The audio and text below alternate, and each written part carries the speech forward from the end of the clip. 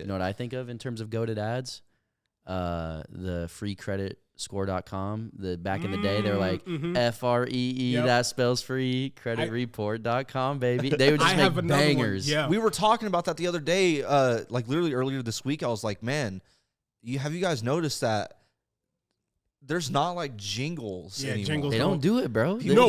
Brands don't do jingles anymore. But they need to, because you know what jingle lives rent-free in my head for like my entire life? Education Connection. Oh, Get connected, Bro. for free education connection.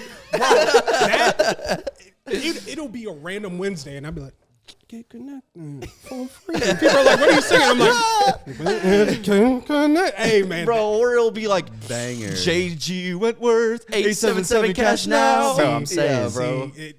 We need jingles back. Jingles made everything pop. What y'all know about Eagle Auto Wash? Soar with the Eagle once a week. No? Okay. I don't know what it is, but it sounds like a number Sounds one like hit. a local Topeka jingle. Banger. Wow. I don't think we really have a host of this show anymore. It's hosted by the Pioneers. It's hosted by the Pioneers. but mainly us. But mainly three. us. But yeah, like today, we had a nice reflection of like we kicked off this podcast. We did some good things. We brought some people on, Abby, Hippie, etc. And we never really like got into our individual main stories. So we're kind of like not taking a step back, but we just want to. I think we're able to redefine the foundation of where we are now, because as I mentioned Monday, I've watched every single piece of YouTube content that we have, including older interviews of yourself and others, and I'm like, we can do this a whole lot better. There's a whole lot of shit that hasn't ever been talked about or explained formally. There's also YouTube videos that you haven't seen and Correct. you can't see that are privated. Man, or deleted. Hey, we've came a long way. We still got ways to Yeah. go, but we've came a long way for sure. So yeah, man. Today is Nick Rich's main story, I guess, and next week we'll have Game Armor Game, aka Adrian Armor, aka You need to be center focus. You need to be right here. Nah. All right, fuck it then. Nah. Nah, he is more so like being on This the will be edge. It kinda easier to looks like chop we're up. talking to Yeah, him we're versus- talking- Yeah, I got you. I mean, like, because then it would be like, what's the, like when you're sitting in the back seat with three people, and then like they're like, "Hey, left nut. Hey, right nut," and then you squeeze. Wait, what? Nah, I don't know either. But I'm excited because typically with for the little behind the scenes knowledge, for those of you who don't know, Kingston does a great job of prepping a lot of these podcasts and the questions that we ask people and the things that he brings up. And typically, from what we've noticed, he catches people off guard with some of the things that he brings up because his research process is so extensive that he does a lot of digging, so that way we can have some really good in-depth conversations. So I'm interested to see if there's going to be anything that I'm like, oh shit, how did you find or anything like that? I don't know though. I don't know. I haven't done a whole lot with my life, so I don't know. Shit. I know everything that I've done pretty much. So There's your intro clip. Right you can't be like remember that one time in 2011 you were in Colorado because like I just haven't done a whole lot. So Are these what we unscrew for what? to bring it off the mount? No, it's this. What is this? It's just part of the stand. This is Does it make it taller? no. I was trying to make it shorter. This is so. Oh, you make it shorter with this, and you Yeah. you tilt it forward. Oh, I thought you could like slide it down this pole. Nah. Oh, okay. It's not Never a mind. stripper No pole. extendos. Sorry, back to your scheduled programming. No Anyways. extendos. Anyways, Somebody get dragged on the floor. All right, so who's bringing us in on this wonderful? oh, we are in it. Yeah, we're already in it. Oh, we're in it. We in it. Yeah. Golly, we didn't even. No, What? Matt gave us an intro. It was a brief one, but we're gone. Gone are the old days of of a generic formal ass intro. intros. Oh, no we more. just start going. Yeah. like everything. What's that you going on YouTube? Listen, Everything that you leaked is in there. that was the intro clip. You didn't know that? It's gonna start with like Kingston like pushing the mic away and whispering, but the subtitles are gonna be everything that he was saying. That's good. I'd be But like, okay, so everything's chalked. So yeah, Nick, you kind of introed us pretty much. You're like I tried, but I also Nick feel Rich's main story. Yeah, man. And I feel like I can't be too much of the introer if I'm the interviewee here. Playing both roles is a little weird. Oh, how did you get into content creation? Well, actually, what I did was, I mean, so That should just be the podcast. Kingston, let's leave. Man, has there been a self-hosted? I mean, I guess everyone without a host is a self-hosted, but anyways. Normally, like, I feel like pilot episodes are like the closest thing you would get to a self-hosted. Yeah, like, think about There's pilot. definitely self-hosted podcasts. Yeah. They introduce themselves. They talk about themselves a lot. That's Like a lot of business centric podcasts. Yeah. Like there was one I used to watch. It was like a business, like a marketing podcast. And this guy, he would sometimes do episodes just him and talk about some of the new landscapes within marketing and social media, or he'd have professionals and experts come on and talk about shit. So yeah, there's definitely solo podcasts out there. for sure. Do you guys prefer to listen to podcasts that have guests, or like for me, I hardly ever find myself listening to podcasts unless there's a guest that I want to hear from. But I mean, every once in a while, like I think it depends on the podcast. Yeah. Like the Full Send podcast, I'd probably watch with regardless of any guests, just because of the personalities that host it. I definitely find new podcasts through guests because Yeah. it'll be like, oh, this is someone of interest to me, or it's an athlete that I've watched. Oh, they're finally doing, some kind of content. Cool. But like, I don't know. I don't really watch a lot of regular podcasts because unless they have like rotating guests, I get really bored by like the same perspective. Yeah. Because no matter what the topic is, sometimes I'm just like, I kind of know what you're going to answer about this because I've now listened to 10 episodes of you having the same perspective. Right. So Right. it kind of all depends. But we can get into the mix now. Let's get it. I'm ready. The homie Nick Rich, you ready for this? Yeah, I'm ready. Okay. So I feel that as far as like the internal structure, the only time Pioneers fans get to like meet and know yourself, Matt, or anything like that has been like just through streams. Yeah. And maybe like some YouTube content. So I feel that we can really like take advantage of the fact that we can just sit here and like shoot the shit with us. For sure. And anybody that's like, oh, I'm a huge Nick Rich fan, but I know he's hype on stream. I know he's part of KCP, but like what else? We gonna get to that what else today. Yep. So we got Nick's boring as fuck in real life. He Well, puts on a front on stream. no. I will say probably like people watching this that regularly tune into my streams, they're probably already thinking about how we're going to talk about how I worked at Sonic and I'm colorblind. And you have like 13 so- cousins. And I'm colorblind and I got like 13 cousins. So first bullet, Let's get into it. your chosen son from Topeka. The man that literally has put Sonic on the map for this area. As you said, people associate Sonic and Nick Rich. How there's not a beverage of Sometimes more than KCP. On God. That's rude as shit. I've got recognized in public for being that kid from Sonic. Man, that's nuts. But I want you to talk about like being homegrown and what that means for you, because I mean, not a lot of people can claim that they are growing something in their area. A lot of people have to go like outside of their area.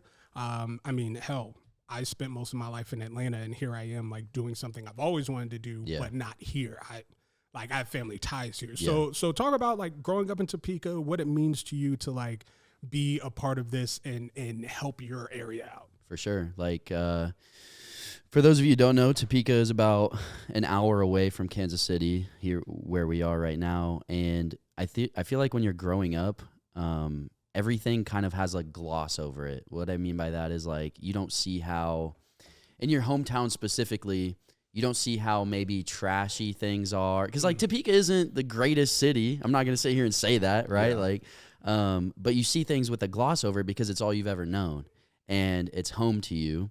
So then as you grow up and you travel and you start to experience these other things, by now I'm 24 and I've been out to LA, I've been out to San Diego, Florida, North Carolina, New York, Dallas. I've been a good amount of places in the US. And it's cool to visit always, but when you come home, it's just like, this is where my heart is at. Yeah. Like, I don't get that anywhere else. And some people do. Like, some people move out of their home state, city, area, and that becomes home to them. But I genuinely don't see myself, like, ever moving long-term out of the Midwest / Kansas City because, like, bro, my first tattoo is a half sleeve of Kansas City. I had the Pioneers logo tatted on me. And, like, that's where the passion comes from because you're able to put your city on the map. And I think it helps also because cities like LA and New York and these big cities are always getting all of the spotlight, and it's easy for them to have a lot of things. Whereas, you know, the Midwest, we always say it's underserved or whatever, but it's true. Not a lot of people look to Kansas City or Topeka or the Midwest as This barbecue and Chiefs. Yeah, I mean, there's so many stereotypes. They're the flyover states, etc. So the fact that we get to build something here is what makes me passionate about it, let alone it being, you know, in an industry that I'm passionate about in gaming and esports and content as a whole because, you know, growing up, obviously huge Chiefs fan, huge Royals fan, super into sports, played sports my whole life. And if you would have told 10-year-old Nick that, you know, he'd be texting McCole Hardman about setting up a content day or playing Rocket League with offensive linemen from the Chiefs, he'd be like, what the fuck? Like, and sometimes it's hard to just like realize everything that you're doing when you're moving a million miles an hour and trying to build a brand like this. But when you actually take a step back to self-reflect and realize, like, holy shit, we really have came a long way so far. Obviously, there's a lot to do, but that's just really where the passion comes from, and that's why it's so important to be homegrown for me. It's like, I don't see myself ever working with any other org. Like, there's no point to work for any other org. Like, we're here. We've established that that grassroots, those roots. We've planted them here. People know who we are, and now it's just up to us to make this business thrive. So it was a pretty long-winded answer. No. I love that. One thing that was mentioned in that was family, and I know that you have a pretty. I was going to say the word thick. I think thick is the. Family is pretty thick. Your family. You have a very abundant family. There we go. A very diverse group of family. And from what I've gangbangers, prostitutes. Whoa! It's an inside joke. It's an inside joke. Okay, very inside. I was like, what is going on? But do you think that attributes to that same like drive and passion of For sure. what you want to do? Because I know big family aspects definitely aid in that. Like, I want to take care of mine. I want to make sure mine is taken care of, and knowing that, like, not only do you come from a bigger family, but also you get to do it here. Yeah, it's like the pressure of a lot of eyes being on you can be the factor, but that can also be like motivation to be like, no, I got y'all. Like, I'm going to do this. Yeah. So my immediate family, to just kick things off, like, we never had a ton of money.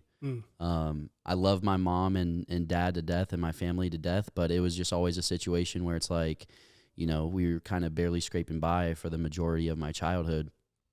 And that's what led me to getting my first job when I was 14 and start refereeing soccer. And that was really the only thing 14-year-olds could do in Topeka or Kansas. I think the law is like you have to be 16 to start working, but some loopholes or whatever the fuck. Anyways, yeah. So so I started reffing soccer when I was 14 because I wanted to be able to not only, like, at that age you're not really thinking about taking care of your family, but bigger picture wise, it's like, I got to start taking care of myself so later I can take care of my family.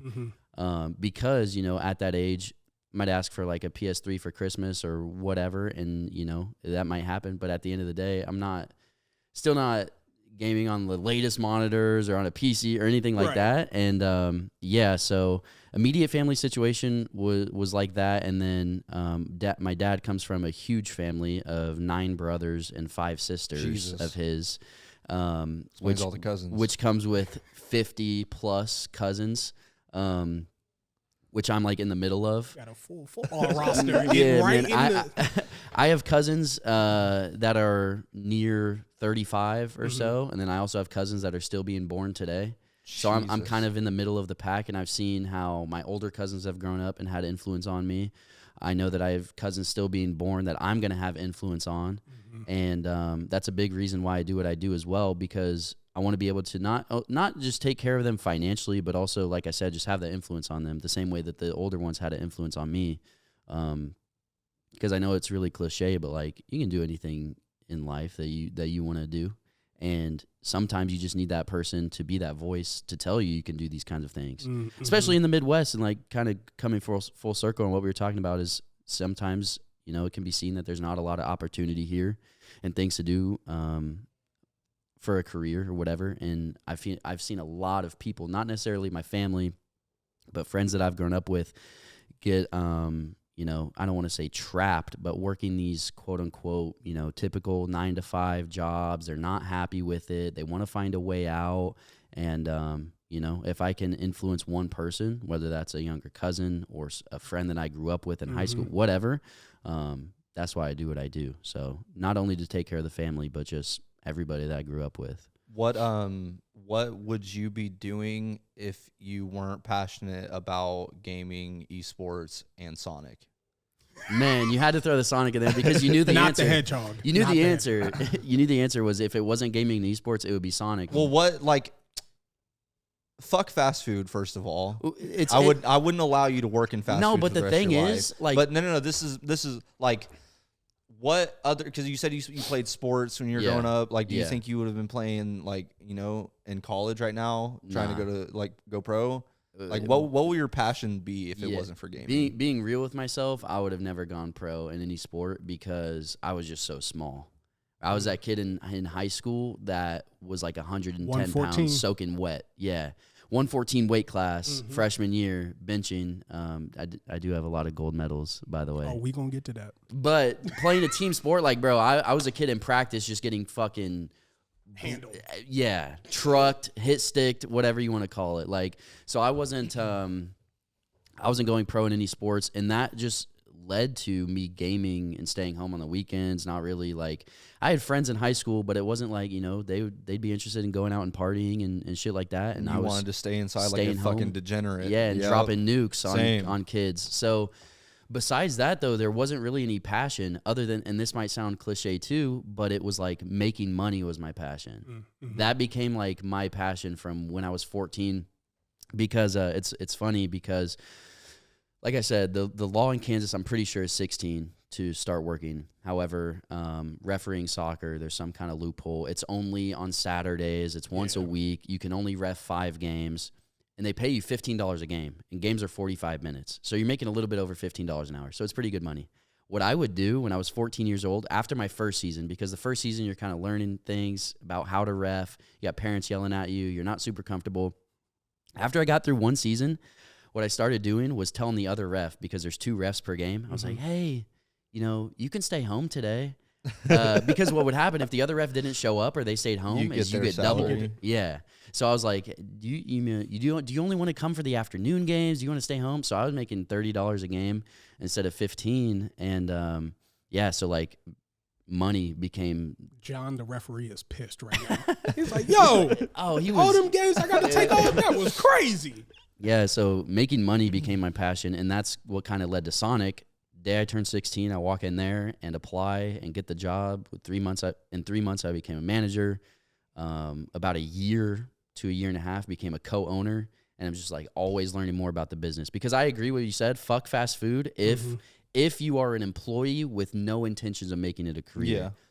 But I intended, from the day I started there, I intended to just work my way up to become the highest I possibly could and make the most money I possibly could. So that's what I was passionate about, which is like making money. You can do anything. It was getting the money, bread but versus, it was so like it could have been anything. Do you regret or not regret? Because I don't think anybody should regret anything they do. Because, you know, like YOLO. Some paths we travel down in life are meant to be traveled down. Yeah.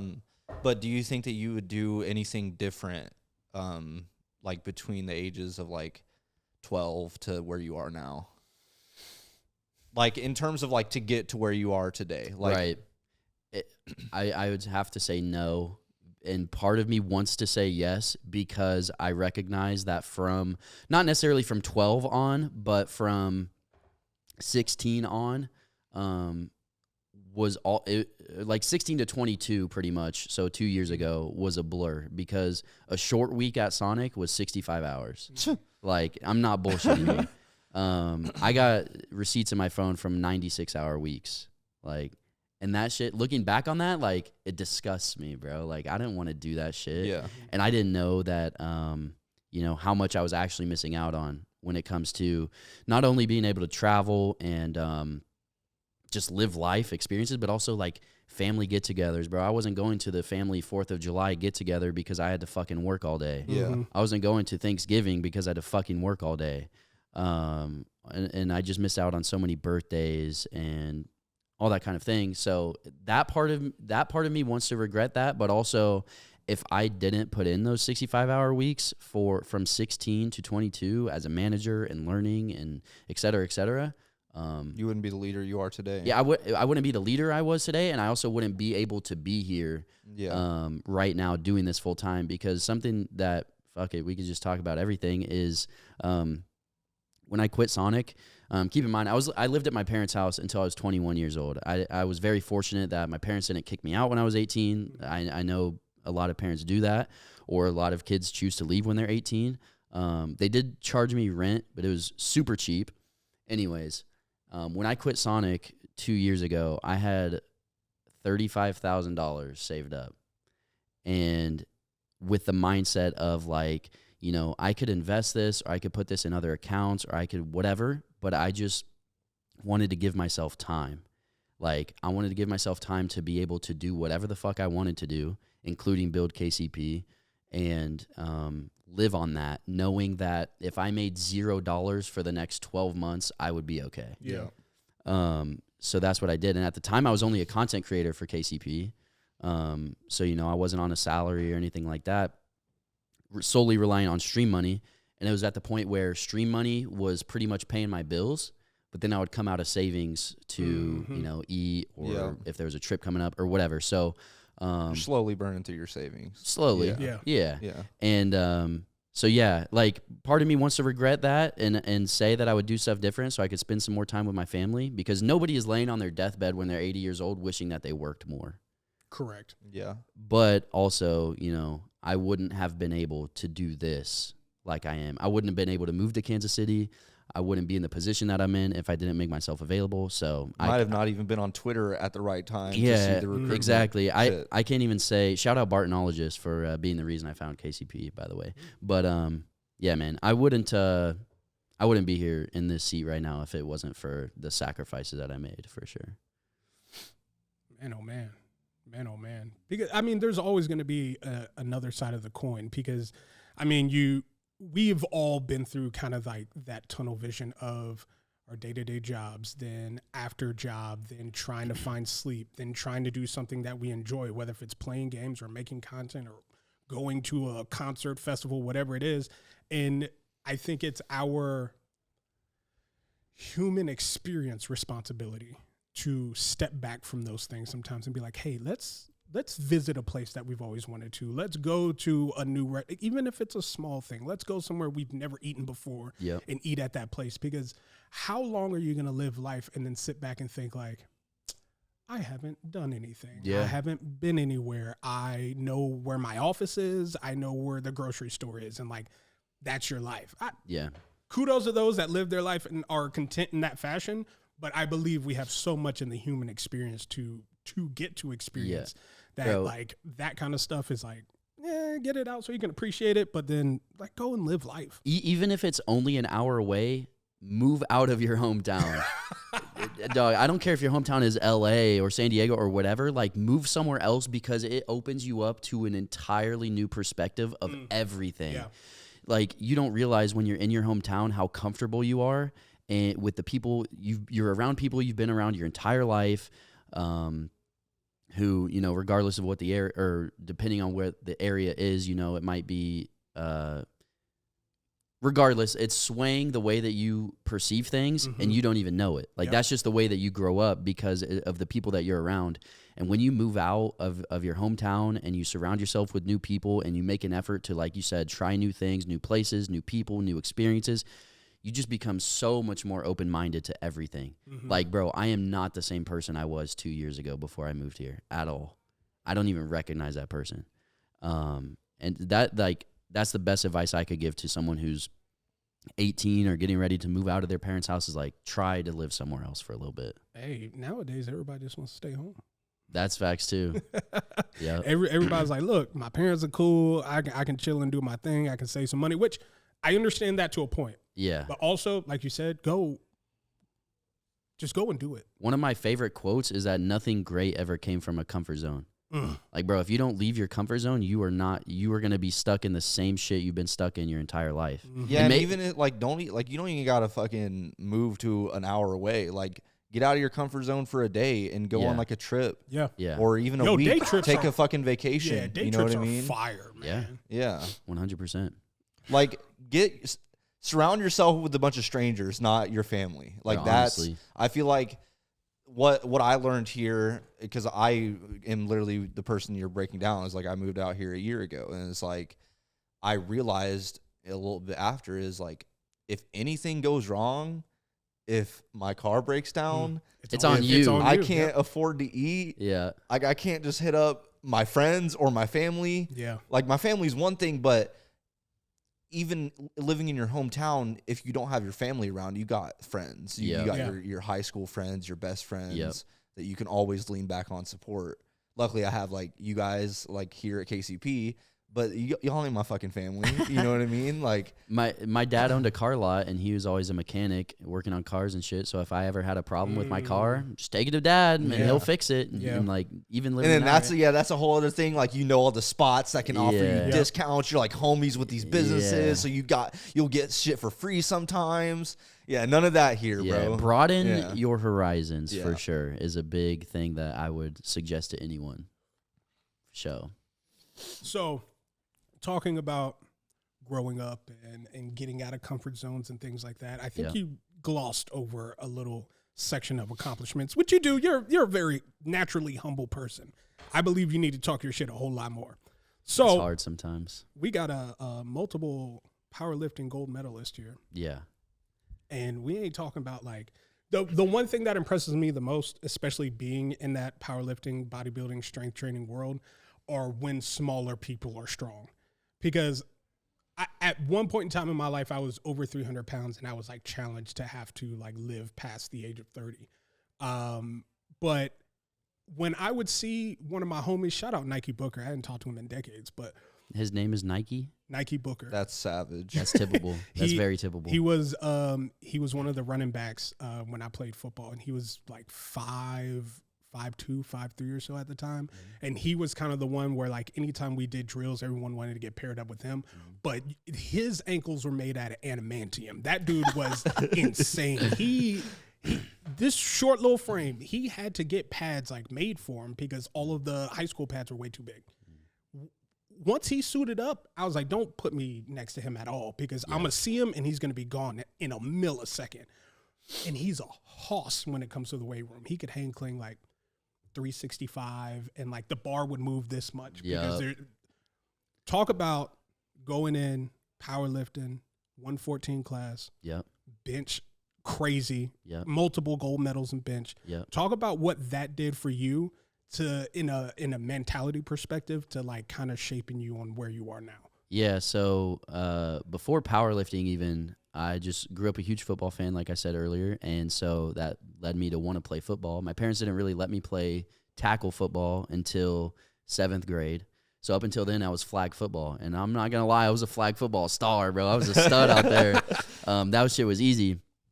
When you put the pads on, it's a completely different story. Like, I think something that doesn't get talked about enough, like just watching Patrick Mahomes on a Sunday and seeing his athletic ability, he's doing that with shoulder pads on, which are very limiting in how much you can move your arms and shit. And then also your helmet, your vision is limited. Like, so to see the field the way that he does with pads on is crazy to me. Because that was always my thing holding me back, I felt like, was just like, bro, like you said, I'm a 114 kid, and these pads are huge. I can't even move in these things. And my knee pads are down to my fucking ankles because they're so massive. So, yeah, football, I very quickly learned that as much as I love the game, I wasn't really ever going to go anywhere with it. I was just too small. However, the football coach was also the powerlifting coach at Topeka High. Shout out Coach A. And he came to me one day and he was like, man, like, we don't have anybody in your weight class because there's some small, like, you're small and there's not a whole lot of small kids here. However, we travel across the country or across the state. There's bound to be, you know, a few 114, 123 kids, whatever, and you'll compete against them, and let's do this. So I was like, bet, like, I'll start training. The 3 lifts that you do for powerlifting in Kansas is bench, squat, and hang clean. Oh, y'all do hang? Yeah, wow, we did dead. We did hang clean. So what a lot of people don't know about powerlifting though is like, or just lifting in general and seeing how strong you are is power index. So what you do for power index, if you're unfamiliar, is you take your max on bench, squat, and clean, and you divide it by your weight. Typically, if you're pretty fucking strong, you get somewhere like a 6.5 to 7, right? And I'm a freshman in high school, and I'm super scrawny, and I start lifting, and like 6 months into lifting, my power index was right in there with like a 7. So I'm pretty lean for my size and everything, and I go to my first meet, that memory that I just shared on Twitter from 10 years ago. Fucking 10 years ago, bro. That's sick. My first ever meet, I got a gold medal for bench, and that was the only medal I got. And I think there's like 3 other kids in my weight class. And then I was like, that felt good to get a gold medal, but also, why are there kids my weight that can squat and clean more than me? So being the competitive person that I was, I got really into lifting weights every day after school. School ended at 3, get picked up at 4:30 because you lift for an hour and a half. And by the next meet, it was pretty much gold on bench, gold on squat, and I'd always get like a silver for clean. But the gold bench and squat were enough to get me gold overall for the weight class as well. So, you know, by the time state rolled around in April, I think it fell on my birthday one of the years as well. State weightlifting meet did. And I ended up being a state champion, I think 3 years, because I don't think I lifted senior year because I was working at Sonic. But, yeah, state weightlifting champion. Freshman year is 114. Sophomore year is 123. Junior is 132. So I was gaining about 10 pounds every year. Obviously, the lifts go up with that. But, yeah, name is on the weight room wall in Topeka High forever, unless they tear the building down or redo it or whatever. Both in our weight rooms. Let's get it. But, yeah, so, and then, unfortunately, after high school, you just get so busy with other shit that health was not a priority for me. Can hardly even lift what I used to when I was 18, but we're slowly but surely getting back to it. Hey, we're gonna get back in the mix. Absolutely. I'm trying to break my old high school deadlift record, because I did 650 for deadlift my senior year, and that was like my one accomplishment that I had. And then like 4 or 5 years ago, I got back into like really wanting to power lift. And I got to 495, 500, and I'm like, okay, we getting back in there. The joints hurt, but we back in there. And now I really want to crank it up and not just start throwing around some heavy stuff again. Bro, there's nothing more lit than small town high school football, bro. Like these, the whole city shuts down. Everybody's out there on a Friday night, and our weight room was the same way, bro. Like we were like beyond a team, as another cliche, but it's like we were family. Like Nick was about to PR on a hang clean the Friday before a weightlifting meet. Everybody circled around the rack, and you're put a banger on, and you're fucking getting hype while you're about to lift this shit. And then, man, I think this was freshman year, because I was only hang cleaning 135 at the time, which is only plates, but I had never hit it before. And I had so much adrenaline because everybody surrounding, watching me, some Lil Wayne track on the speaker. but I would have dropped it immediately. Another inside joke. But I'm getting lit because I'm a freshman, and the seniors are watching me, the juniors are watching me, and I had never hit this before, and I hit it like 8 times. Oh, you just. And I'm like, oh yeah, this is my opener, because at meets you would do like an opening weight. You'd go up 10 pounds, or whatever you feel comfortable. I was like, oh, this is my opener on Sunday, when I thought that was going to be my max. So yeah, man, I'll never forget that. Some of the best times for sure. I'm trying to get back to that Nick Rich. Man, that gremlin. We gonna get a stronger Nick Rich. That's what we gonna do. We gonna make that one be like, you know what, that was a warm up. That was a warm up. I just want to reiterate that Friday night footballs are the most underrated, most hype moments in high school history. Especially when you're blowing every other school out in the city by 60 points. Yeah. Shout out to Topeka High School. I ain't getting none of that. Like for me, I was in band, so I would like. It's like kind of what you said. Too. What you said is like you're going with like a group of people. That was always the best, and like being out there with the whole band, and you're playing songs every time someone scores, and you're getting lit with the crowd and with the football team. And then the halftime show, bro, that was like so lit going out on the field and like. But this was like kind of the funny part is like, I don't know if like your guys' high school was like this, but anytime our band and we go out and do the halftime show, is just like no one cared. Like everybody in the stands just talking over you. You can barely hear the music. Ours wasn't like that, bro. Ours wasn't like that. Topeka High, no one gave a shit about us. Topeka High has we have a typical band, but we also had like a world class. Like they would travel the country. I'm pretty sure. Like our drum line was crazy.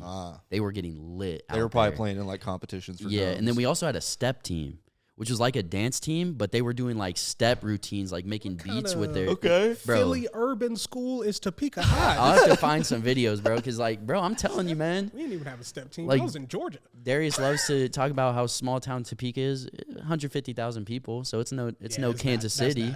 That's not small town. It's no Kansas City, but it's no fucking Holton, Kansas with 5,000 It's also no people. Carthage, Missouri. Yeah. I'm definitely in the middle of y'all's experience because I was on the field, I was on the drum line, and there was 2 seasons where I didn't play because I wanted to give my full devotion to band. So like, and the coup de grace of our band was our drum line. Like even our band director would put us in comps, and even though the full band would perform, he put us in that comp for the drum line to compete, and we would all get 1s and walk away, and then the band would get like a 3, and they would be all defeated. And we're like, no, we know exactly what we were here for. Y'all got set up for the okie doke, but like we were here to compete. Y'all were just here to be here because we had 4 buses instead of 1. But I mean, those Friday nights were crazy. And then because even when I was off the team, my weight training classes were still in. Like I was still so much like brothers with our team. Yeah. So there'd be times where I would like, once we put our drums on the stands, we're playing a little bit. I'd be like, yo, I'm gonna go down to the sideline. Or something crazy just happened. I would just run right off off of the bleachers and be like running alongside, and everybody be like, who the hell is going? But no, man, that kind of excitement, that kind of, especially small towns is where Friday night football like thrives. For sure. Like forget what anybody says. I used to love when I would hear like, oh, the like places like Wendy's. They'd be like, the Wendy's is closing early because of such and such. I'm like, because everybody pulling up. Like the nearest fast food restaurant is always packed right after the game. Oh, ours were Waffle House and Sonic. Oh, God. And we had a Waffle House and Sonic that shared a parking lot. So after Friday night, it was a quarter mile down from the stadium. Also, shout out Sharp Stadium. That's where Remember the Titans was filmed. That was our home field. Damn, son. That's Sharp dope. Stadium. So I always thought it was kind of cool. I'm like, yo, we play on the field for the Titans. This is lit. Bro, speaking of sports, man, I'm waiting for the day that we like our group that comes into the office regularly will be in some 18 and up league, whether it's kickball, softball, flag football, ping pong, whatever it is. We need to be in team sports like intramurals, and we need to make that content. It's coming this year sometime. That is a Mark real my fire words. thought. So we gone from Topeka, talked about school. Yep. You had mentioned a very like what I think is a poignant subject of like sometimes, especially after high school, when you start doing the day-to-day and you get that like consistent job and stuff like that, sometimes everything else just kind of like goes out of focus. And it's just that. I remember when I started working at Subway and I was pulling those like 60, 65 hour weeks because I was moving towards like GM and DO and all of that. And I was just like, I could not even watch a TV show because I knew 30 minutes of my time was going to be 30 minutes of either travel or sleep that I needed to do. Yep. But you got to the point where you were working 11, 12-hour shifts, coming home, streaming, and then turning around 9 hours later, being right back at work. Yeah. What is something that you want to say to creators that are so ready to quit their full-time or part-time jobs to start streaming? What do you want to say either to promote or to say, hold on a second and get your ducks in a row about your experience of doing that? Because not everybody can balance all of that at the same time. Yeah, like I said, I only ever ended up quitting because of how comfortable I was, and I gave myself that leeway to, even if I completely flopped as a full-time creator, I would have been okay for a little bit. So I know it gets really, really hard to balance those things, even if you're only working 40 hours a week. Mm-hmm.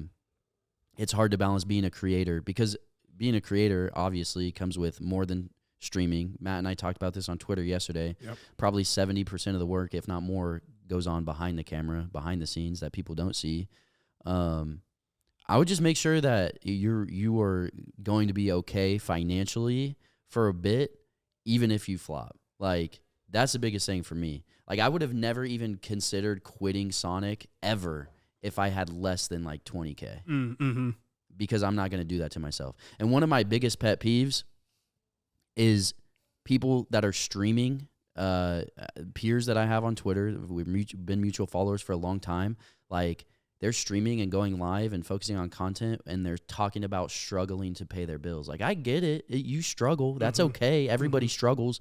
But if you are struggling financially, like, in my opinion, I'm not a financial advisor by any means, but you need to be focused on a what's the word I'm looking for? Stable income first before anything else. Because also in my tweet last night was, like, a lot of times streaming and being a content creator, you are doing this for months on months for free before you ever see any type of investment or return on your investment. So I know it can be very, very, what's the word I'm looking for? Like, you want to quit your job to go full time.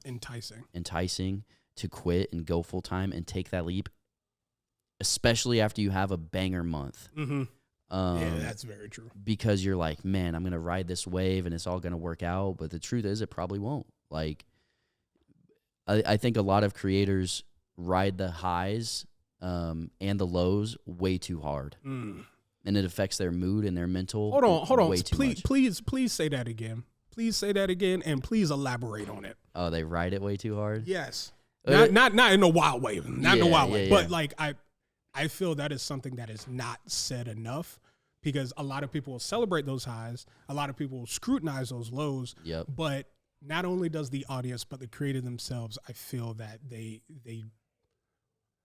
eat their own hype too much, and then they will shoot their foot the second that something drops. And I used to be like that. So content creation, Twitch streaming, just like any other industry out there, there are going to be highs, there are going to be lows. And with how mentally taxing streaming content creation is, because you're doing 20 jobs as one person, it's very easy to hype yourself up after a great stream or a great month. It's like, holy shit, I've had streams where I've gotten 150 gifted subs. And I'm like, if I could do this every day, 150 gifted subs every single day, like, I could be comfy. And then you have a month of streams where you get 5 gifted subs the entire month. And then you're like, what happened to that? Yeah. One day I like, got 150 gifted. And, bro, that's just the name of the game. Yeah. That's just the way that it goes, man. If you're a streamer anywhere between 0 and 50 viewers, like, that is the name of the game. You're going to experience those highs and your lows, and you just have to understand that it's not because you're doing anything wrong or anything right in particular. These moments just happen. Yep. And until you can build them up consistently, whether it's like, getting your community to sub through incentives or donate through incentives or goals or whatever, it's just going to continue to be the name of the game. There's going to be highs, there's going to be lows, and you have to make sure that it doesn't affect your mental as much as I see a lot of people let it do. I've seen it kill people's streaming careers before it can even take off because they can't handle the pressure of having a bad month. Bro, if I was going to let it affect my mental that much, I would have quit 3 years ago. Like, I started streaming with Fortnite when everybody was playing Fortnite, 2018. Ninja was playing with Drake and getting 600,000 viewers. And I was seeing about 35 viewers a stream because it's 12 to 15-year-old kids that want to play with you. Yeah. And they're very easily influenced. And if you can get them to stick around for a stream, they're going to keep coming back. Mm-hmm. So, and then, you know, I lose passion for Fortnite. It's a BR. I'm very vocal about how I'm burnt out on BRs. Yeah, fuck Fortnite. Fuck Fortnite. Fuck Apex. No, I'm Hey, just it kidding. looks beautiful right now, all right? Nah, but overall, I'm just very burnt out on BRs, and I'm a very competitive person. So I went and made the content that made me really happy, which was like league play. And at the time, it was World War II. The CDL wasn't a thing yet. Call of Duty viewership was pretty okay, but I was pretty much starting from scratch. Like, my viewership went from 35 to like 5 when I switched from Fortnite to COD. But overall, I was happier with the content I was making. I had a lot more fun on stream. It didn't feel like a chore. Mm-hmm. And I just realized, you know, it's a rebuilding process. And the whole thing needs to be looked at as a rebuilding process. I think a lot of people get caught up in making it, and they want to make it so bad that they forget to love the process. Yeah. And if you don't love every single day, then there's no point. I want to add on to your points about quitting, you know, your normal jobs and 9-to-5s and streamers struggling. It was like, if you want to quit your full-time 9-to-5, instead of just focusing on streaming, find other ways to make passive income. Yep. But isn't taking up as much time as what a normal 9-to-5 would do. Yeah. Yep. Like DoorDash, Yep. like Uber Eats, like video editing. Like, if you are a streamer in this day and age and you don't know how to video edit, then you are throwing the bag. You're not going to make it to the top. Imagine not being known how to Like, edit, bro. Holy shit. But seriously, in all reality, like, if you are developing your own content, one, you're not having to pay for an editor, Yep. right? And two, you're developing a talent within video editing that will allow you to then go out and make more money with that one talent that can, one, increase your just livelihood and make you more comfortable, and then two, maybe network you with bigger streamers Yep. and other creators that you can actually collab with on your stream. So Yeah, I just wanted to throw that in there. No, to touch on that, that's perfect, because when you're working your 9-to-5, quote unquote, you have a side hustle, and that side hustle is streaming and content creation. So say you get to that point where you're ready to quit, right? So, okay, streaming is your 9-to-5. Then what's your new side hustle? Yep. Because if you have your just 9-to-5 and you're complacent with that, then you're setting yourself up You to would have fail. never started streaming if you wanted to supplement that. You have to come up, like, if the Twitch streaming and the content creation is going to become the 9-to-5 main job, main source of income, there has to be another side hustle. And it can be content related. It could be YouTube related. It could be something completely different, like you said, DoorDash, Grubhub, whatever. But yeah, you got to have another kind of side hustle. Something that allows you to make the same amount of money that you were making working at your 9-to-5, but is taking less amount of your time. Which there are, like, in this day and age, 2023, So many. like almost, if not all jobs people are working nowadays are like that. I used to challenge a lot of people all the time to find a skill or task that they really enjoy doing that can travel. I believe traveling skills are like the most top tier traits to have as a human being. Even earlier in my life when I didn't drink, because I didn't start drinking until I was 22, I started bartending because I knew no matter where I went, there's going to be a place that needs a bar. That's and true. there's going to be a place that needs a bartender. Yeah. So I was like, Everybody needs a drink sometimes, bro. Yeah. and I was like, I could go in, no matter where I go in my life, whenever it happens, if I am down bad and I need some money, I know I can pull up to a bar, or I know I can hit somebody up. Or and they're doing a like, private party or yo, something frat like that. houses, y'all need a bartender up in there. Pay me $30 for the night. When I moved to Virginia, and that was prime pandy, everything was shut down, everyone was in the house. When I started to find out people were hosting house parties, and they were like, oh, you know, it's all BYOB. It would be nice if we had a bartender and stuff like that. I made my bed in the pandy because in Virginia, one, I was in a military city. So, like, they had so many precautions over everything. I'm like, okay, wherever I go, it's going to be safe. Everybody's going to be good, all of that. But I knew I could walk in with bare minimum bartender. I didn't need to show up and be like a Vegas bartender. Like, you're serving drinks at a house party. Yeah. You ain't serving drinks to a bunch of suits. I knew if I just elevated just a little bit, yeah, that it would be nuts. And I went and I bet on myself, and I took the chance, and I went to one of my coworkers at the time's apartment to do her little. She also does art, so she wanted to do like an art show in her apartment, and she wanted me to bartend. And I was already like, well, this is like dope big brain thinking anyways, especially while everyone's sitting at home not doing something. You can get some people that want to get out. And everyone there dropped like $150 in tips to me. Just because I had... Bro, I'm about to start getting into bartending, dude. I had 2 light up bottles that I got from an old event that I did.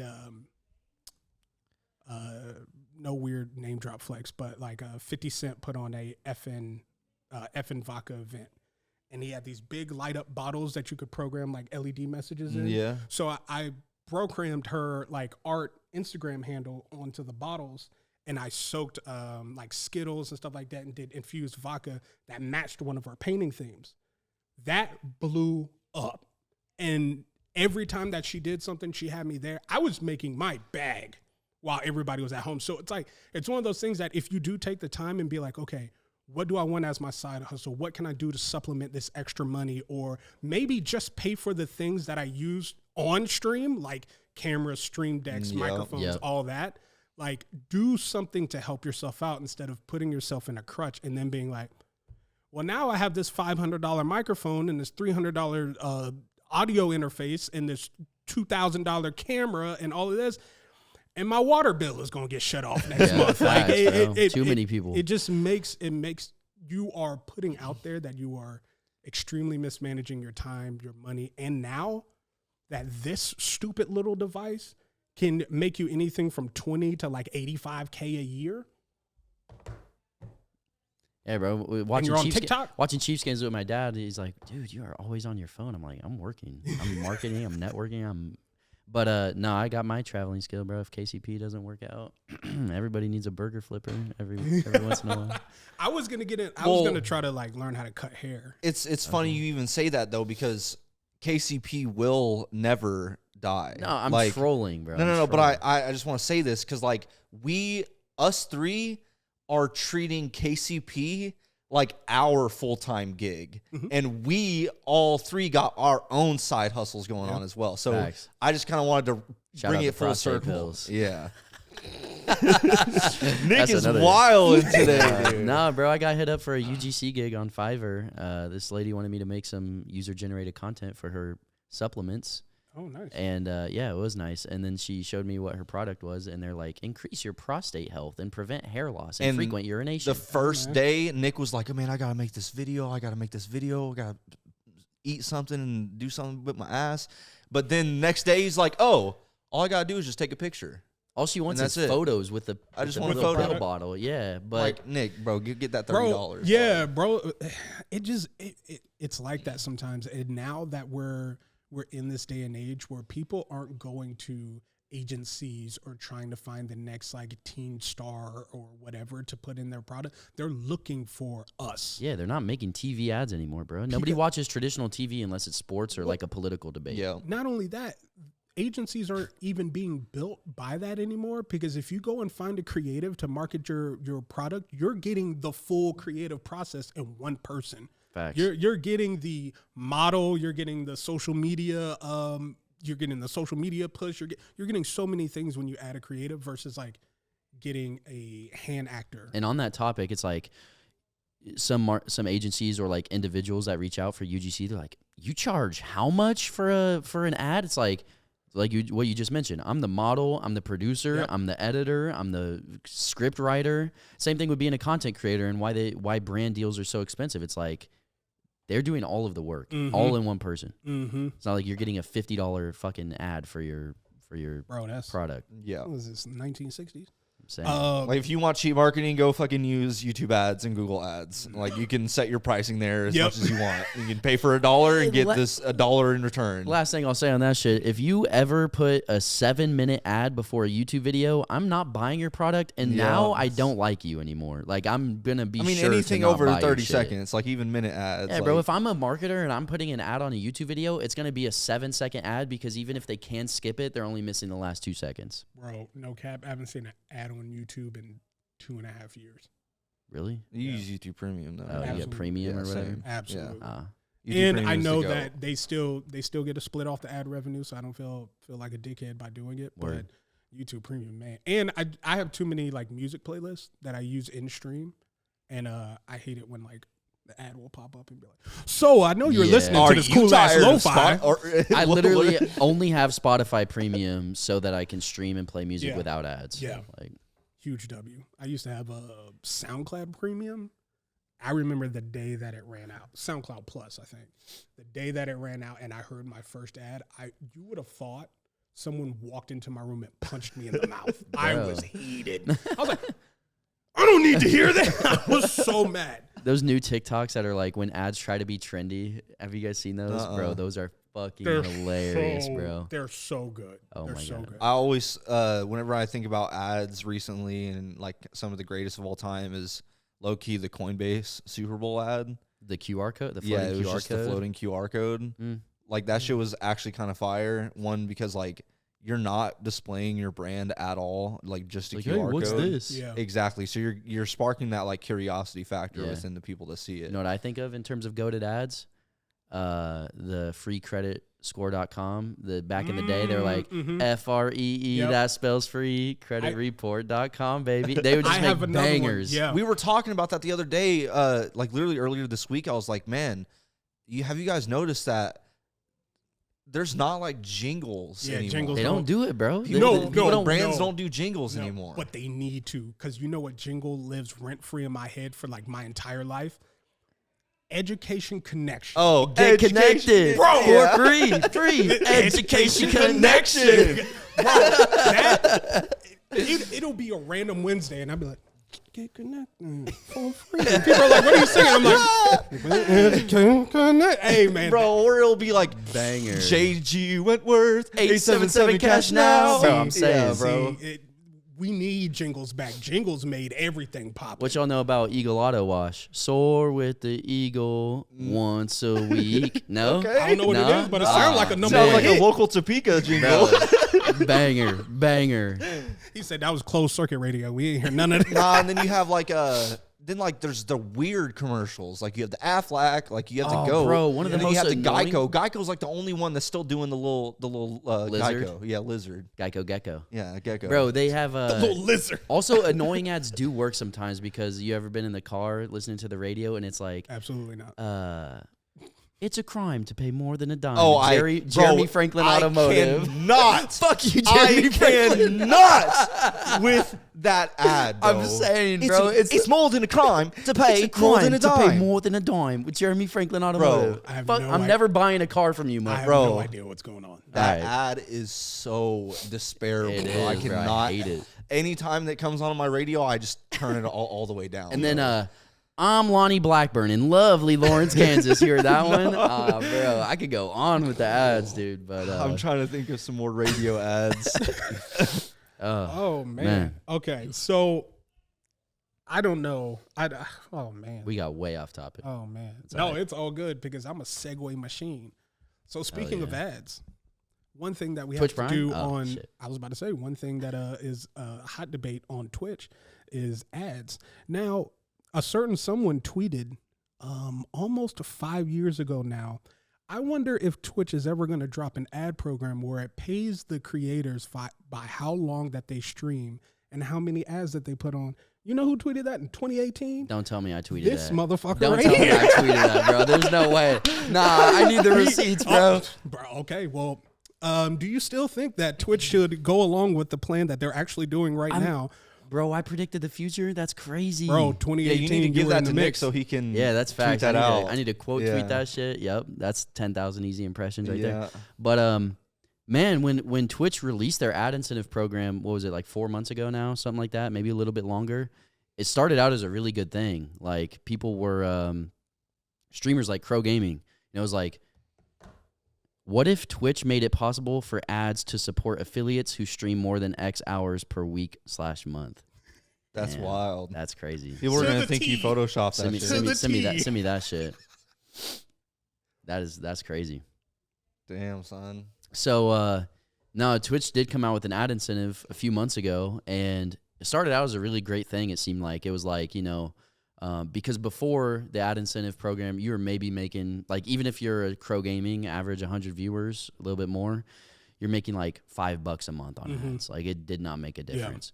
So then they come out with an ad incentive program. It's like, okay, stream 180 hours, run 5 minutes of ads every hour and make $700. It's like, okay, that pays some bills. That's that decent. seems pretty lit. And the more that you would do it, there would be 3 tiers to it. It's like you can choose the lower tier, you run less ads. So you can do the more tier, and you run more ads, whatever. Mm-hmm. And it was going really well for a lot of creators.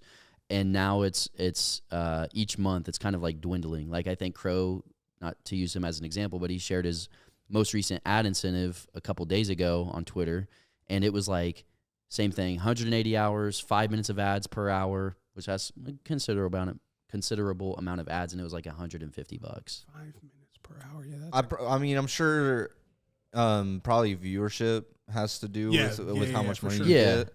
Yeah. But also, like, I wouldn't doubt that the first quarter of them testing it out, they were probably giving a lot more to get more people to do it, but then also to see what is the actual value of the ads that we're putting in front of these viewers. Yeah, this goes back to talking about quitting your day job to become a full-time creator, because there needs to be a way to make more consistent income as a creator than only relying on sub revenue.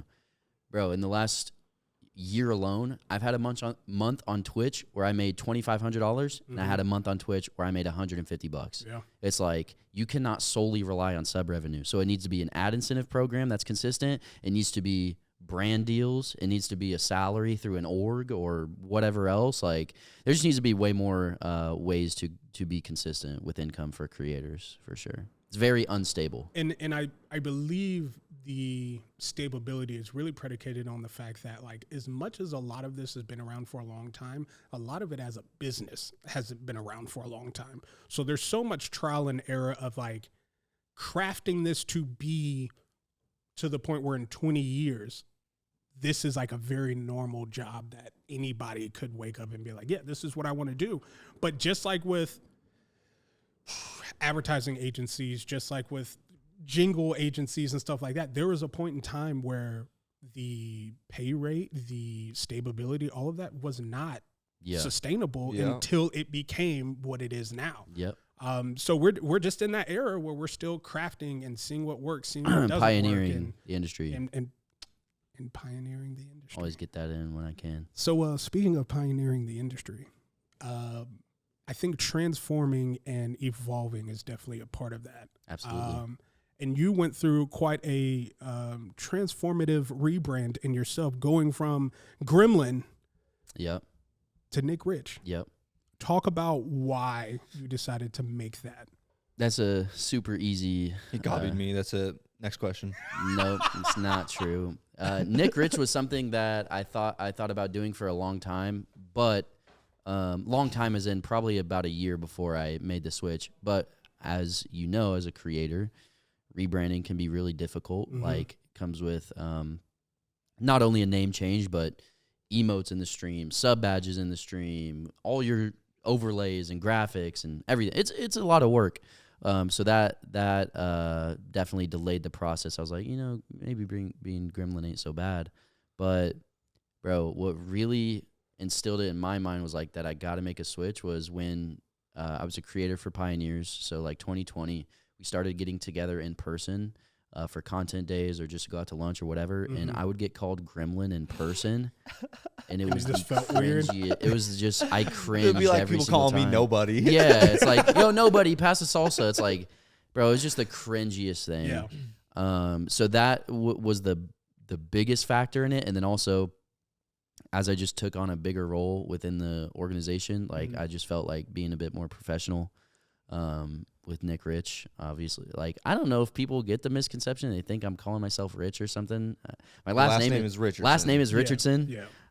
So that's where that comes from. It'd be nice if you're rich. Yeah. But, no, I also want to add on top of that is like I think the days of online aliases are somewhat over. I would say unless you're a pro player. Yeah, of course. Mm-hmm. Like if you, especially people like Matt Ness, Nick Rich, King, like K-Rob. K-Rob is a great, like, bro, I've been trying to tell you, like, make your online name K-Rob or Adrian Armour's a great one as well. Yeah, I own the IP for Adrian Armour, so. Nah, but like I think when you're calling yourself your name, like your actual name, you're obviously you're opening the door to being able to be known instead of just being known by your fucking alias. Yeah. And then two, it's just like it's a lot more cleaner and people know who you are. Like instead of like, what the fuck does gremlin mean? Yeah, like, I think why did you call yourself nobody? Yeah. Like, I think aliases still work. It just depends heavily on the situation. For sure. And it has to be purposeful. Yeah. Especially like there are some people that like, one of the reasons why I stuck with Adrian Armour, even, you know, inside or outside of the wrestling ring, is because one, I did so much brand development on it that I know, like, I still have maybe 25 merch designs that I haven't put out For sure. or anything like that I know I can use at any time. But also, I like having my personal and professional separated in some fashion, and I never want to deal with IP or any kind of paperwork when it comes to my government name. I learned that in wrestling, and I just never want to deal with that again. So if I can create this creative umbrella and it all being under what I have tabbed in my computer as like the Armor files, if that can be what that is, and then like my whole personal life, because I don't care how big my life gets. I know I have Kingston Robinson that's going to be sleeping in the bed at Adrian Armour, and then I can flip the switch and have Adrian Armour on camera or in a meeting room or whatever, and that's kind of my thing. And maybe that's kind of wrestling that's programmed me to. No, like, I definitely see what you're saying. dual- Like, I think that there is something about like if you're making a character, it's like, you know, I'm not trying to say aliases are not okay. Like, aliases are fine, But there's duality. Yeah, because you have your times Dr. for it. Disrespects, Exactly. and then you have those that like just call them something for their own like vanity measure. Yeah. Exactly. Yeah. No, yeah. I think it's just all personal preference for sure. I definitely need to do a better job about work-life separation. Like you said, you keep your work life and personal life separate. I don't at all. Same. Like, everything is just out there, and it's hard. But it's also because our personal lives are part of it's yeah, what we do. absolutely. It's what we do, and Yeah. especially as you're trying to become an influencer and known in Kansas City and the Midwest, like, you just have to put yourselves out there. Yeah.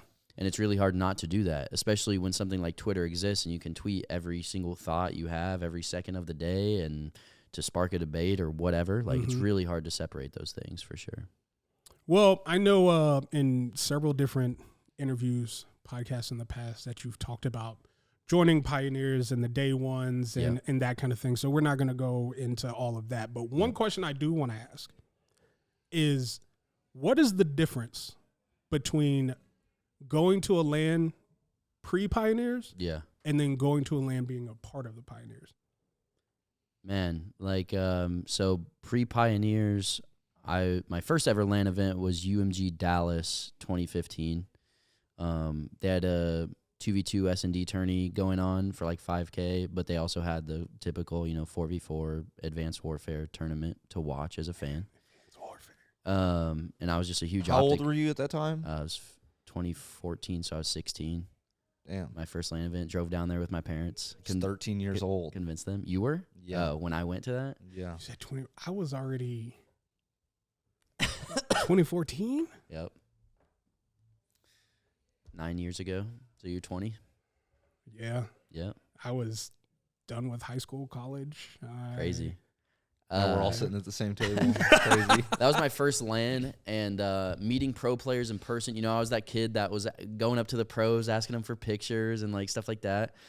So I got pictures with a bunch of pro players, and like T. Martin's probably the most clouded person that I took a photo I with. remember T. Martin. Yeah, man. Pre-CSGO Lotto. Man. So yeah, that was my first LAN event. And then I traveled to CWL Atlanta for Black Ops 3, just as a fan, didn't compete. Met up with Limrocks there, who I've been playing COD with for like 10 years now. But went back down to Dallas in 2017 for World War II.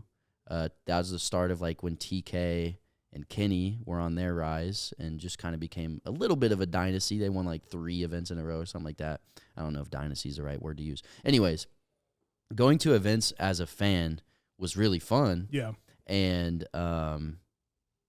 it was nice to meet people and make connections and things like that. But now when you go to events, since joining Pioneers, HCS Kansas City, obviously the big one, went out to HCS Raleigh, RLCS Worlds, I think, Rewired Fest in Arkansas.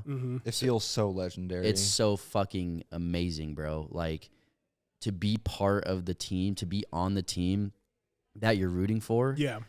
it's even just deeper than rooting for the Chiefs on Sunday, rooting for the Royals any day of the week, because that is your brand. To an extent, those are your pro players. Like, obviously not really, but those are your teammates. Those are people that you talk to every single day. Those are people that you work with. So to go to events as a Pioneer and watch us compete on the main stage and hear the KCP chants when we're on this side station versus Ascend and it's 49-49 Slayer, bro. Like, I'm getting fucking goosebumps right now, dog. Like, shit was crazy. Bro, and then you watch back in the VOD and, like, the casters were saying that we were louder in the side station than the main stage. Dude, the casters, like, I got all the stuff screen recorded in my phone, but it's like the casters are like, we've never been to a land that sounds like this. Let's just take a moment to listen to the chants. And, like, Manny's popping a 3-piece with a sword. Yeah. Oh, my God, bro. Like, I got chills. It's running like, through my body right now. Yeah, dude. bro. Like, I'm talking, inject that shit into my veins, bro. It is a different feeling. And just being able to be a leader because, like, as a micro influencer, I don't even know if I'm a micro influencer, but, like, people are coming up to you at an event saying what's up and taking pictures and stuff, and being that kind of, like, ringleader to make sure that the fans are just as hype as you guys are. Like, that's what it's all about for me. Yeah, so. HCS KC was new as, like, I was exposed to a whole new side of, like, how this shit is. Yeah. Like, other people chanting for your org, and you don't have to, like, you can just sit there and not say anything, and everybody else and the will do motion's it. going. Like, that's the best. Like, I remember seeing LJ and Mark doing that. Like, they were just sitting, and all the people around them were going crazy. And I was like, that's some G shit. Yeah, bro. And, we, with Kansas City as our backbone and this is where our roots are at, like, it's only going to continue to get stronger. The fact that we had an event that was globally recognized as, holy shit, this home crowd is insane. It starts with fucking, the NFL looks at the same way about Arrowhead. And for us besides to only Trevor Lawrence. besides Trevor Lawrence, man, holy shit. Hopefully this clip doesn't come back to bite us after this weekend. Right. No, but the fact that we can do that as only a 3-year-old business, like, bro, think about 15 years from now, bro. Like, that chant is going to be heard outside of the convention center in Kansas City. And I'm sure that Rocket League majors can come here, Halo majors again, even if we don't have a team. Like, majors are going to start to come to Kansas City more because Chicago used to have a COD event like every year. There's no team in Chicago anymore. UMG doesn't host lands anymore, so Chicago hasn't really had anything major in a while. Texas nowadays. Texas is huge as of late, but TOs are going to start coming to Kansas City more and more and more, especially after HCS. So those chants are only going to get louder. Imagine like an LCS event, like an actual, like an esport that, I'm sorry, Halo, but an esport that people actually like. Bro, I mean, Dickey's Arena for RLCS Worlds was insane, bro. Yeah. And the Rocket League community itself is insane because typically, if you grew up like a lot of us did, primarily watching FPS esports, it's like Optic Gaming sees the numbers online and you hear them in the crowd, and that's about it. Maybe FaZe Clan as well. Rocket League, bro, doesn't matter who is playing. Everybody. The crowd is fucking lit, bro. Every single time. It's because it's such a fun game to It watch. It's because it's very easy to understand. Yes. Yeah. Like, casuals all the way up to... You don't even got to play video games. Yeah. You can be like, okay. Bald net. Yeah. Got it. So imagine All a right, Rocket cool. League major comes here with knowing that the Rocket League community is that lit about any team, and KCP happens to make a deep run for top 4, top 2 or something, bro. Like, the chant would be insane. In a KCP, current or something like that, little collab would go Oh, nuts for with sure. that. Yeah. Scrub, blocky, banana. Oh shit. So Damn, I that's got one more, and this Got is that. for all of us. So we have seen, and we even touched on it a little bit, on how as a creator you should definitely expand your horizons and be able to diversify, like, where your income is coming, whether if it's through sponsors, through affiliations, or things like that. What would be, and this could be a what if or something that you're actually like searching to do, maybe a new microphone. What would be your dream collab? because we got things like FaZe with OVO, Yeah. Tim the Tap Man working with Chipotle, Yeah. Doc with the litany of companies and stuff. Like, give me the Matt Ness or the Nick Rich X brand that you would want to work with. This isn't like Pioneers. No. This is within you. Matt was gonna be like strange music. Nah, I'm just kidding. I would have said Chiefs for sure. Oh yeah, Chiefs collab would go crazy. Or Patrick fucking Mahomes. Yeah. Explicitly that. Nah, Nick, you can go first 'cause I don't know. I'm gonna think on it. Well, I really like the more recently, like Modern Rock Stars, if you're familiar with the brand. Basically, like old school graphic tees that look like they're from the 80s and 90s are making a comeback, and they're super popular. So I'd have to think about the brand, but that kind of style for a collab would be pretty lit. But I don't. Brand-wise, man, I don't about to say what? Nick Rich Hot Topic? That'd be lit. Hot That'd Topic. be fire. Finding emo playlist. I mean, Hey, man. Actually, bro, I was a little poser, skater-wise, growing up. Like a Nick Rich deck series of skateboards would be lit, with different kind of art pieces on them. I don't know. That'd be cool. Nick Rich Birdhouse? Birdhouse. Holy. Tony, my man. Let's talk, my man. Come on, man. I mean, look, after seeing a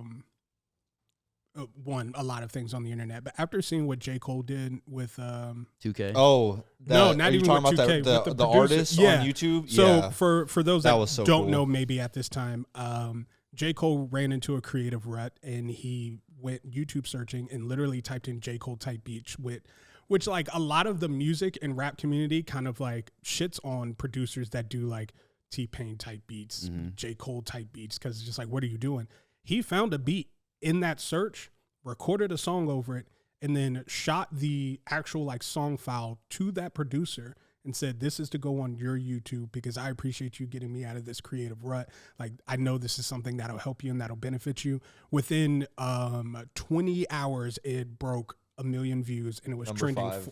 What song is it? 5. It's called Procrastination. I'd have to hear it. But he put that's it crazy. Yeah, he let that producer put it solely on his YouTube channel. Yeah. So it's like things like that. It takes nothing. I don't want to say it takes nothing because I went through his YouTube. He's been putting out beats for a minute. Yeah. But the tangibility of saying that, like, yo, you post a picture and it gets some traction of you in like a Birdhouse shirt. Sooner or later, it's like, what's the deal? You want to do something? We can do a Yeah. collab tee, see how that goes. You can do something like that, and things can just flourish off of something that you're genuinely excited about. So that was something that I really wanted to ask to just see. Who knows? We could put this clip up, and then Hey, they'll be man, like, you know what? everybody wanted to be my friend that day. Mine is I want an icon skin in Fortnite. Matt Ness X Fortnite. That's a good one. Yep. That I want my is own crazy. Spartan in Halo. No, I'm just kidding. But Fortnite skin would be dope, for sure. I'd probably have to say the same thing then, dog. Like, not to copy you, but having your own skin in Fortnite, there's only a handful of people. Patrick Mahomes, LeBron James, Mr. Beast, and Ninja. Who else? Cypher. Yeah, Cypher PK, You also have Giannis Antetokounmpo. He Yeah, got Giannis is added in 3 there. weeks ago, actually. Shout out Giannis, the GOAT. The Go to GOAT. what? Are we Go to basketball. I mean, Okay, no, we're going no. to save this. I can't even believe this is happening right He's now. he's a good player, but Yeah, I'm just playing, this bro. generation The throws GOAT- around GOAT Yeah, bro. The way GOAT, too the real loosely. GOAT, you know, everybody knows. Yeah, Come Michael on. Jordan. Right? Yeah. Right? Kingston? I hope so. Nah, Wilt Chamberlain. Yeah, Kareem I Abdul-Jabbar. mean, well, okay. I'm just kidding, bro. Nah, bro. Actually, it's Rajon Rondo. No, it's actually Magic Johnson. That's actually a good. Only a good NBA player to have Larry AIDS. Bird, Magic Johnson. Those were the pre Jordan era goats, and then you had Jordan era, and now we're in like LeBron era is starting to kind of fall off. Not gonna lie. Steph? Jordan is the GOAT. Yeah, Jordan's the GOAT. Michael took all Jordan them is the down. GOAT. Nah, for sure. I'm talking about just now we're in eras. Just like the Tony we're about Hawk, to end the LeBron era. Tony for Hawk, sure. skateboard GOAT, undisputable. Undeniable. Yeah, it's like Michael Jordan, Tony Hawk. Yeah.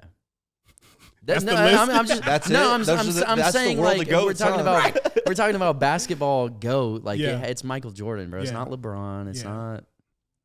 It's And I'm not even MJ. saying that because I'm a Jordan stan, because Jordan is not even my favorite NBA player.